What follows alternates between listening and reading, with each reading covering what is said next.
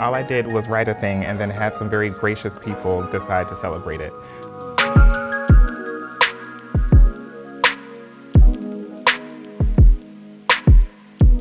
If you pick up a book of urban history that deals with this topic of segregation in the urban South, you'll often find that Houston is missing, despite being the largest city in the South. There are things that are peculiar about Houston.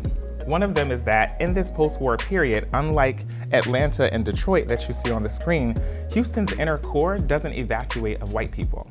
They don't leave the city. But the thing that we call white flight that is very evident in something like Detroit or Atlanta, even in our minds today, we think of these as black cities.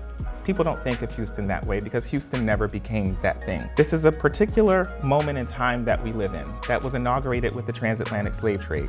And this particular moment has also come with a culturally constructed definition of what it means to be human. Because if the very idea of what it means to be human you realize isn't natural, doesn't emanate from the body, isn't produced because of some supernatural law, but is the consequence of human action, then the very things that you have based your society on are now up for question.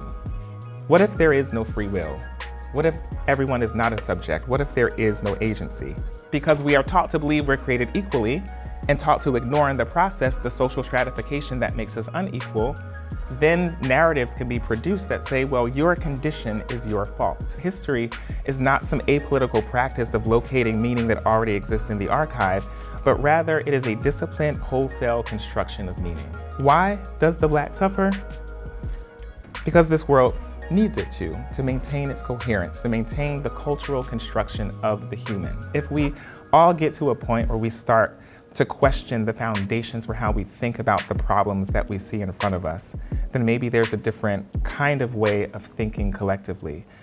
But if all of us just keep assuming that the world is what it is and that's how it's going to be and it's natural and it's unchangeable, then there is no path forward. This book is an attempt at making an ultimate act of defiance. And it's an invitation to think defiantly. And that's my hope, is that it will encourage people to experiment with their wildest ideas. Not just the ones that are feasible, not just the ones that make sense, that seem practicable, or that might work given the constraints of this world. But if you tore it all down, what would you build in its place?